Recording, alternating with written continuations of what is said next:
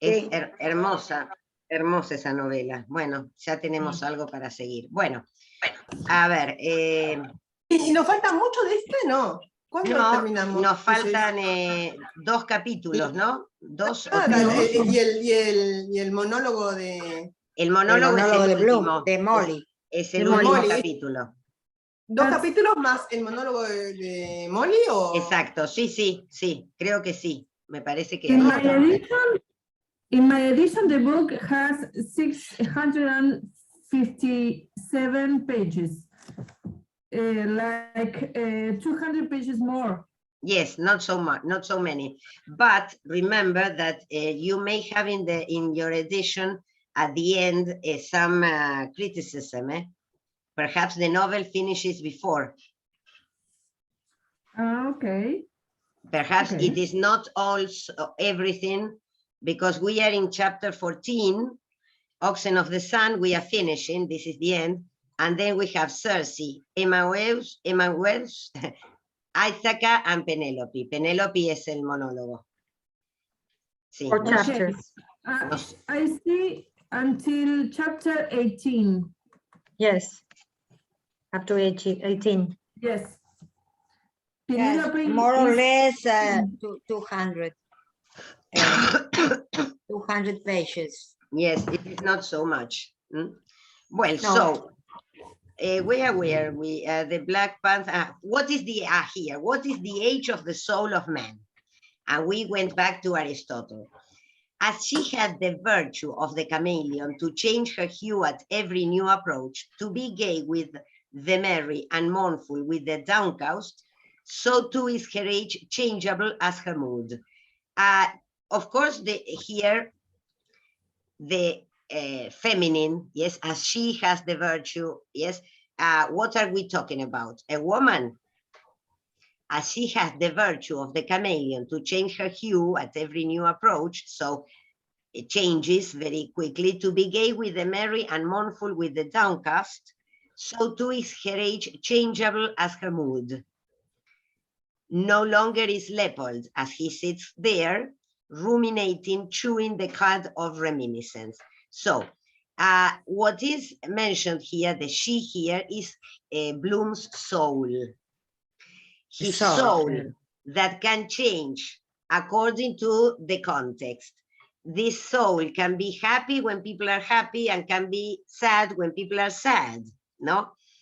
And Leopold, who is sitting there, Bloom, ruminating. So remember that the last moment we see Bloom is when they ask him what he thinks about the twins and all that. And the man says, well, let's not separate what God joins, no? Something like that. Yes. So he's ruminating, he's thinking, chewing the cud of reminiscence.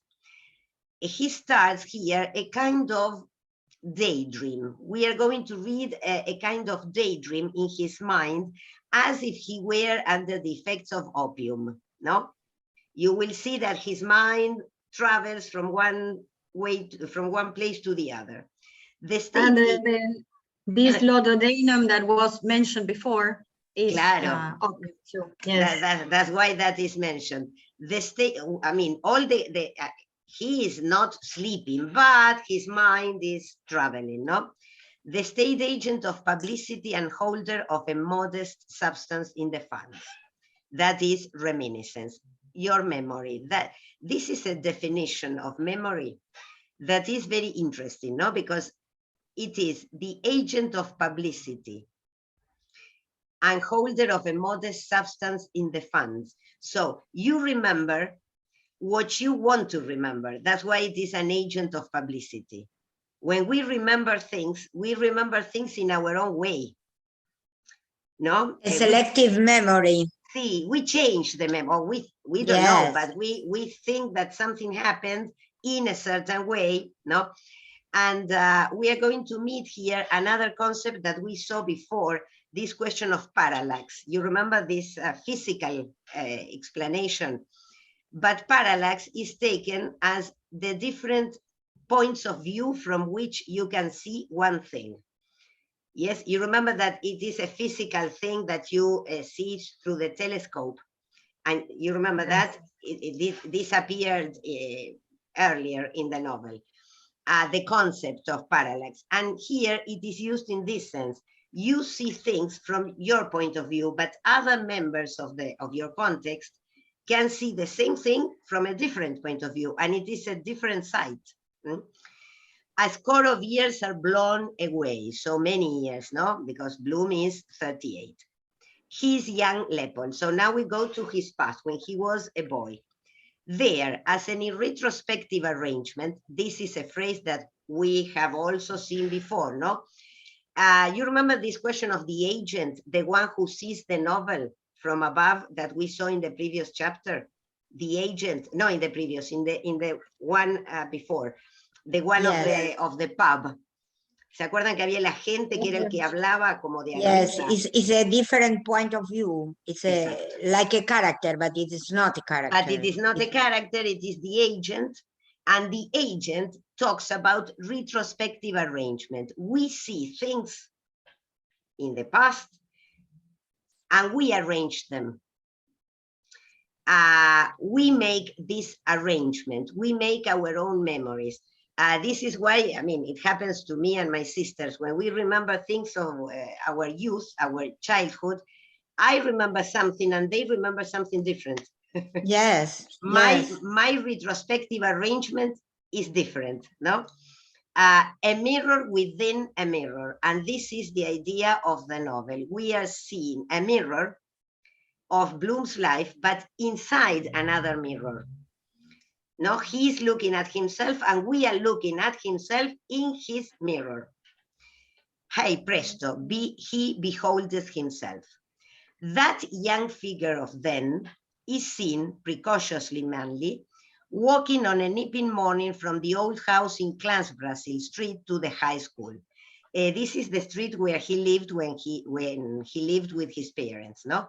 So he remembers himself when he walked to the school. I sent you a picture of the school because the high school is a school in Dublin.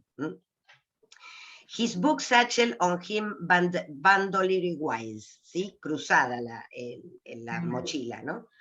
And in it a goodly hunk of wheaten loaf, a mother's thought. Or it is the same figure, a year or so gone over, in his first hard hat. That was a day. So he remembers the first day he wore a hat. So he must have been a child, no? Already on the road, a full-fledged traveler for the family firm. So his first job was as a full-fledged traveler. He was a vendor, un vendedor ambulante. That was his first job.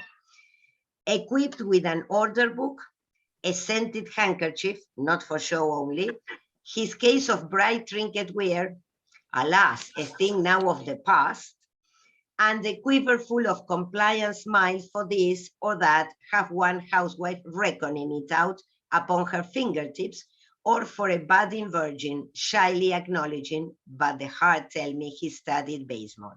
So he remembers himself with all the equipment, no? The book where he wrote the orders, a scented handkerchief, un pañuelo perfumado, all the case of trinket wear, this is a thing of the past because now they don't use it anymore.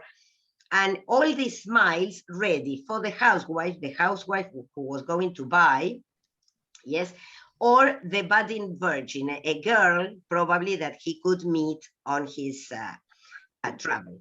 The scent, the smile, but more than this, the dark eyes and oleaginous address brought home at duskfall many a commission to the head of the firm, seated with Jacob's pipe after like labors in the paternal angle.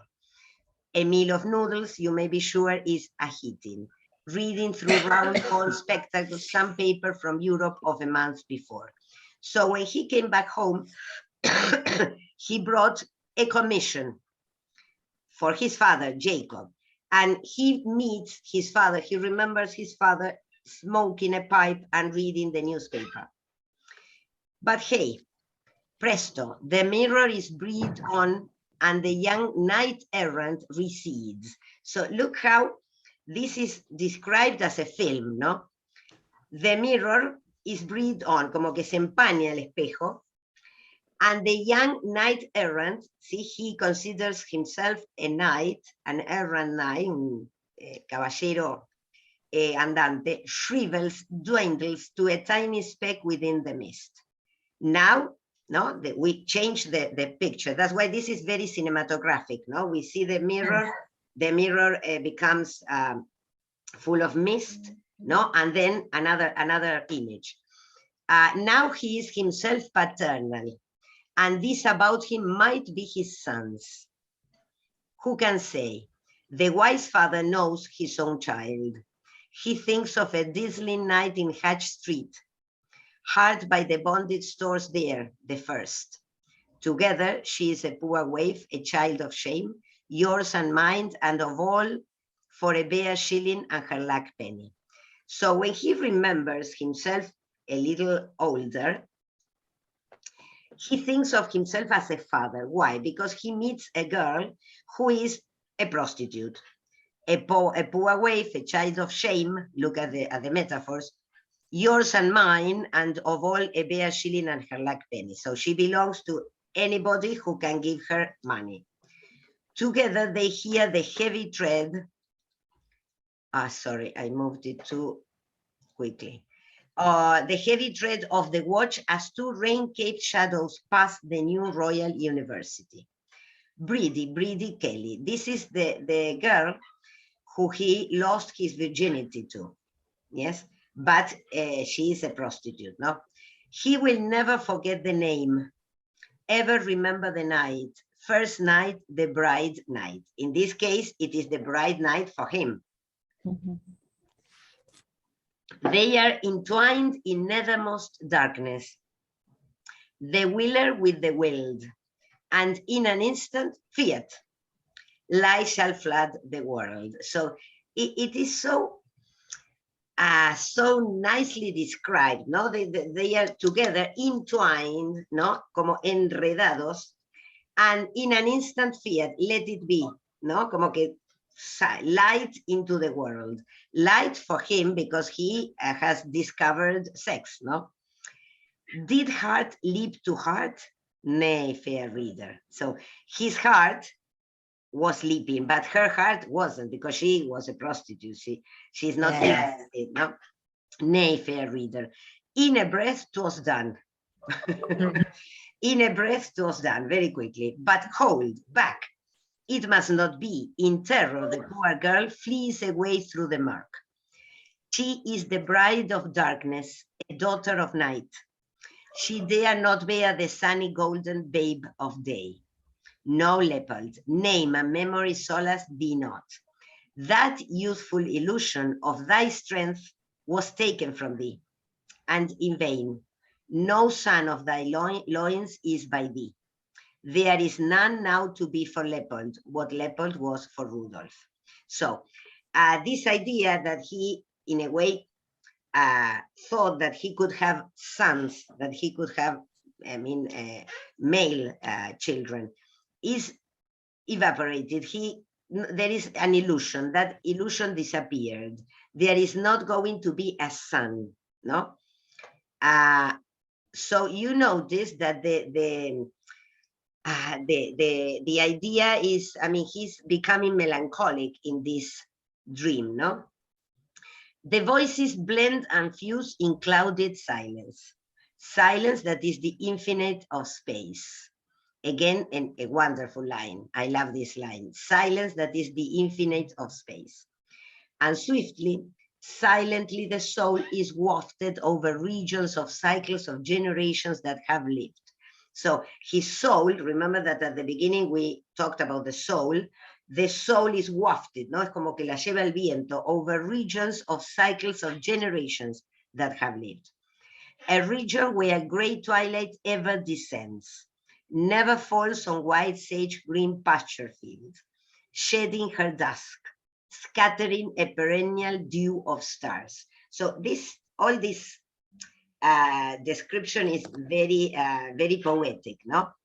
She follows her mother with ungainly steps, a mare leading her hilly foal. twilight phantoms are they?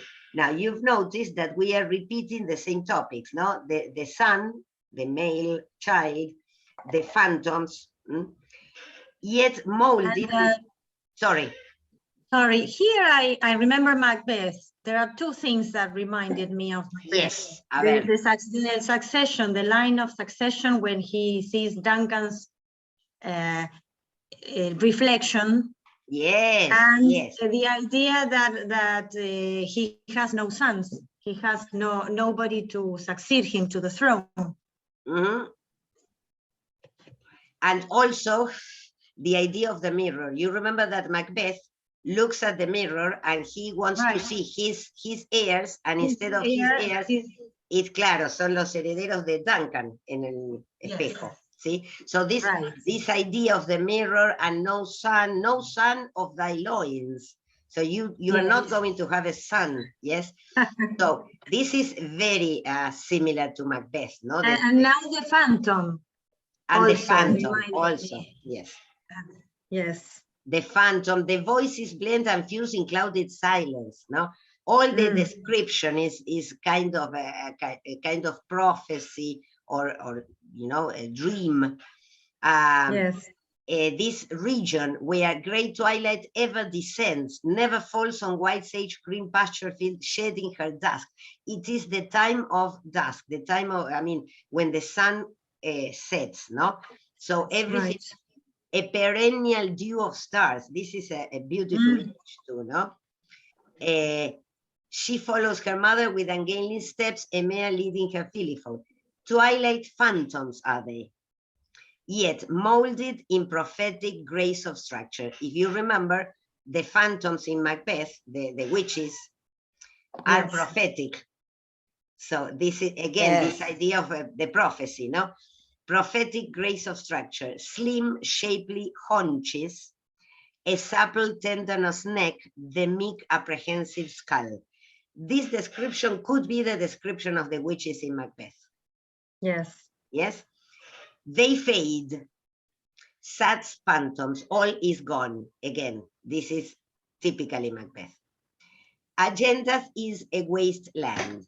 Agenda makes the reference to, I sent you all the information again, of this company that sold territories from the Turks in what is now Israel, no? For them to buy, and you know, a kind of agricultural company. Agenda is a wasteland, a home of screech owls and the sun-blind upupa. This is a vulture, no? Nave de presa. Now, the idea is that he mixes in his mind his own youth and the possibility of going somewhere, but that possibility is lost because Agenda for him is a wasteland, a land without possibilities, without growth. Netaim, the golden, is no more. Yes, this place where he could go is no more. And on the highway of the clouds they come, muttering thunder of rebellion, the ghosts of beasts. And now you're going to see many different animals, the beasts, coming and coming all together, no? Hugh, har, hugh. Parallax stalks behind and goes them. Again, this parallax, this idea of position, where you are placed, you see the things in one way, no? The lancinating lightnings of whose brow are scorpions, elk and yoke, the bulls of Bashan and of Babylon, mammoth and mastodon, they come trooping the sunken sea. Lacus mortis. Este es el mar muerto. Lacus mortis. Ominous, revengeful, zodiacal host.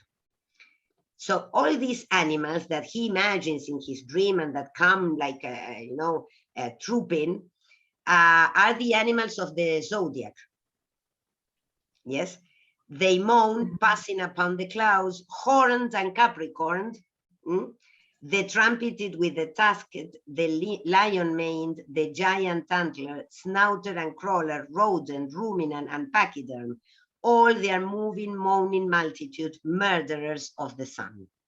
So this image of his life, because he's remembering his life being, you know, kind of full of threats, all these animals threatening him, no, and coming to destroy him, as if the zodiac, yes, he was born the wrong day.